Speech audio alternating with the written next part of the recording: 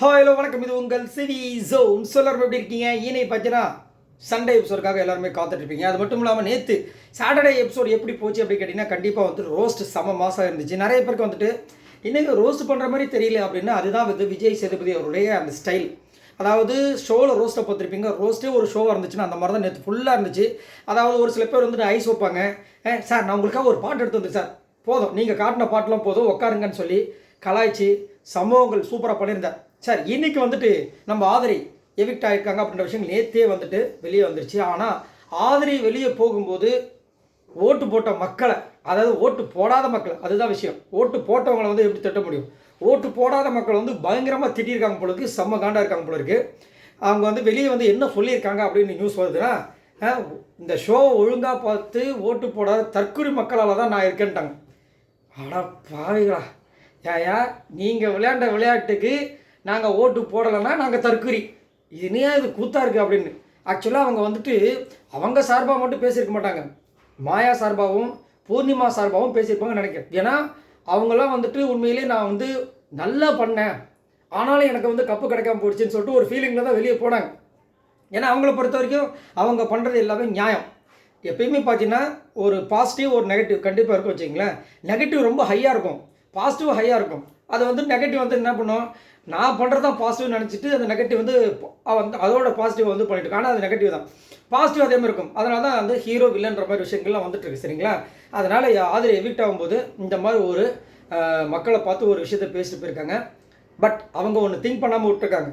வாழ்க்கையில் வந்து இந்த கேம் மட்டும் வாழ்க்கை கிடையாது, இன்னும் வந்துட்டு நிறைய விஷயங்கள் இருக்குது. அவங்க நடிக்க தான் போகிறாங்க.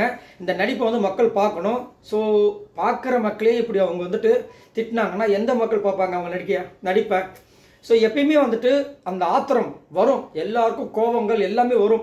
நம்ம வந்து ஒரு இக்கட்டான சூழ்நிலை அந்த மாதிரி வரும்போது என்ன பண்ணணும்னா ஒரு நிமிஷம் நிதானமாக இருக்கணும், பொறுமையாக இருக்கணும். சபரி வந்துட்டு ஒரு மாஸ்க் போட்டு தான் விளாட்றாரு, இல்லைன்னு சொல்ல. ஆனால் அவர் கடைபிடிக்கிற ஒரு விஷயம் வந்து எனக்கு ரொம்ப பிடிக்கும். ஏன்னா சண்டை நடக்கும்போது பொறுமையாரு, ஒரு 2 நிமிஷம் பொறுமையாரு, தயவுசெய்து ஃபஸ்ட்டு பொறுமையாரு அப்புறமா பேசு அப்படின்னும் போது நம்மளுக்கு ஒரு அவகாசம் கிடைக்கும்.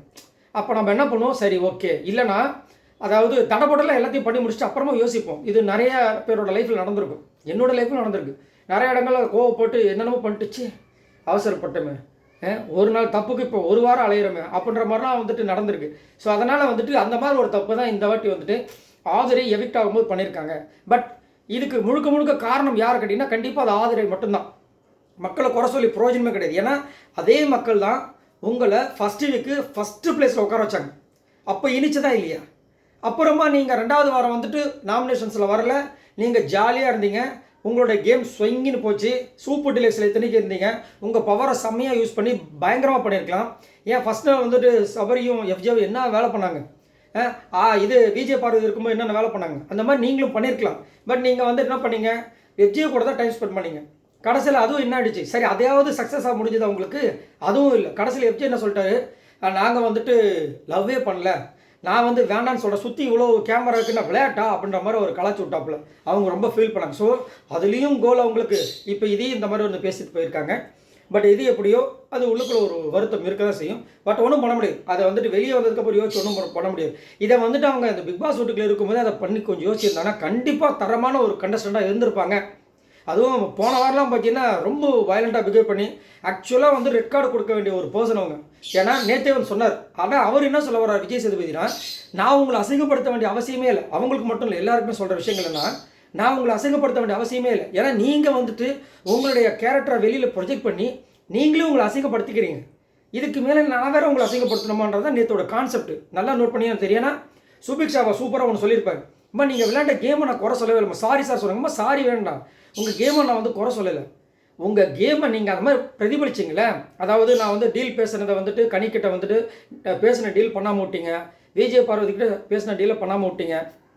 இதெல்லாம் வந்துட்டு நான் உங்களை தப்புன்னு சொல்ல மாட்டேன். ஆனால் நீங்கள் அதுக்கு ஒரு டிசிஷன் எடுக்கிறீங்க பார்த்தீங்களா, அந்த கேரக்டருக்குல அது மக்கள் பார்த்துட்டு நல்லா இருக்கா நல்லா இல்லையான்னு ஜட்ஜ் பண்ணி உங்களுக்கு ஓட்டு போடுற இடத்துல இருக்காங்க.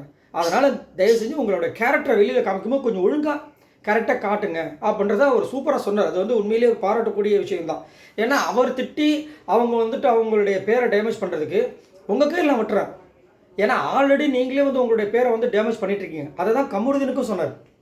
கமருதீனுக்குமே வந்து நேற்று பெருசாக ரோஸ்ட் பண்ணவே இல்லை. ஏன்னா ஒரு இடத்துல வந்துட்டு கமருதீன் சொன்ன ஒரு வார்த்தையை வந்து துஷாரை வச்சு கிண்டல் பண்ணிப்பார். ஏன்னா துஷார் வந்து ரொம்ப மொக்கையாக தான் பண்ணியிருந்தார். ஏன்னா பிரவீன் ஒரு பக்கம் அந்த பாட்டில் அழுறாரு, இவர் விக்கல்ஸுக்கும் அப்படி அழுறாரு, வேணா ஒரு பக்கம் அழுனாங்க. இவர் இருக்கிற உடம்புக்கும் ஃபிசிக்கல் ஃபிட்னஸ்க்கும் அந்த ஸ்பீடுக்கும் செம்மையாக பாட்டில் கலெக்ட் பண்ணிக்கலாம். ஆனால் என்ன பண்ணிட்டாங்கன்னா முன்னாடி பேரில் 10 தூங்கிட்டாங்க சார், என்னால் பின்னாடி இருந்து எடுக்க முடியல சார்ன்ட்டார்.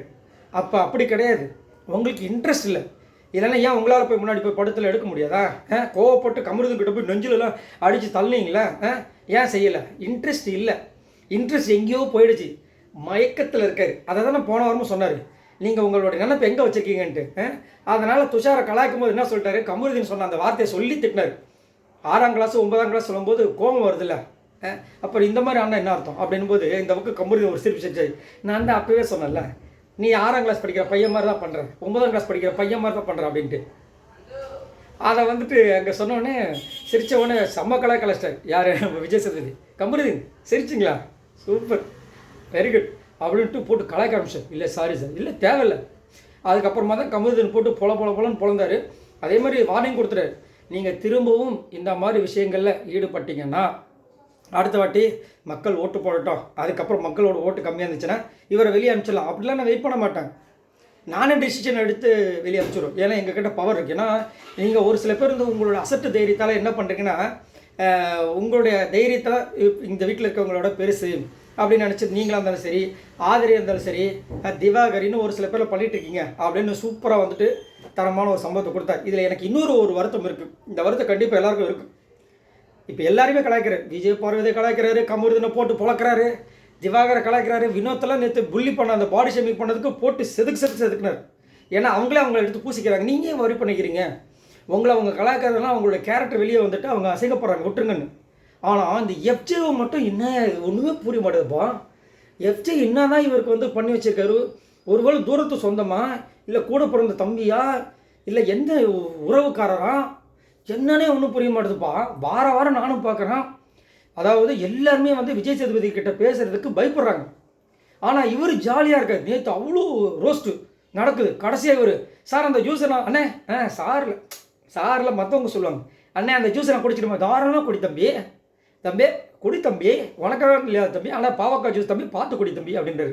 அது பரவாயில்லண்ணே, நான் அந்த ஜூஸை குடிச்சிக்கிறேன் நன்றி. என்னையா நடக்குது? அப்போ அவர் கூலாக இருக்கார். அவர் நம்மள அண்ணன் ஒன்றும் சொல்ல மாட்டார்னு. சரி, நான் என்ன கேட்குறேன்னா, இப்போ மற்றவங்கள மாதிரி சைலண்ட்டாக இருந்தால் பரவாயில்ல, அவரும் வந்துட்டு வயலண்ட்டாக நிறைய விஷயங்கள் பிஹேவ் பண்ணுறாரு. ஏன் இப்போ QC கொடுக்க வேண்டிய மரியாதை அவர் கொடுக்கவே இல்லையே? மற்றவங்களாம் வந்து ஏதோ ஒரு சம்பவம் பண்ணிகிட்டு இருந்தாங்க. இப்போ வந்துட்டு என்ன சொல்கிறது, இப்போ பிரவீன் அவரோட கேரக்டர் பண்ணார், ஆதரி ஏதோ ஒரு கேரக்டர் பண்ணாங்க, வினோத் ஏதோ ஒன்று பண்ணாங்க. எஃப்ஜே வந்துட்டு நான் எதுவுமே பண்ண முடியாதுங்க, நான் எதுக்குங்க பண்ணணும் அப்படின்னு சொல்லிட்டு அவரும் ஒரு விதத்தில் தானே பண்ணார். கேட்கலாமே, ஏன் அதுக்கு முன்னாடி வந்துட்டு அவர் வந்து நிறைய விஷயங்கள் பேசியிருந்தார், அதை கேட்கலாமே, ஏன் கேட்க மாட்டார்? ஒன்றுமே புரிய மாட்டேது நம்மளுக்கு. எஃப்ஜேனா மட்டும் ஏன் அவ்வளவு பம்முறாருன்னு தெரியல. சரி, எது எப்படியோ இன்னையோட எபிசோட் ஓரளவுக்கு நல்லாவே இருக்கும் அப்படின்னு நம்ம எதிர்பார்க்கலாம். ஆதரவு விஷயம் வேறு இருக்குது. ஸோ மக்களை பார்த்து அவங்க இந்த மாதிரி சொல்லியிருக்காங்க, ஒரு இன்ஃபர்மேஷன் வருது பார்க்கலாம். ஸோ உங்களோட கருத்துக்களை சொல்லுங்கள். மறக்காம இந்த வீடியோக்கு ஒரு லைக் தட்டி விடுங்க. பாய் நண்பர்களே.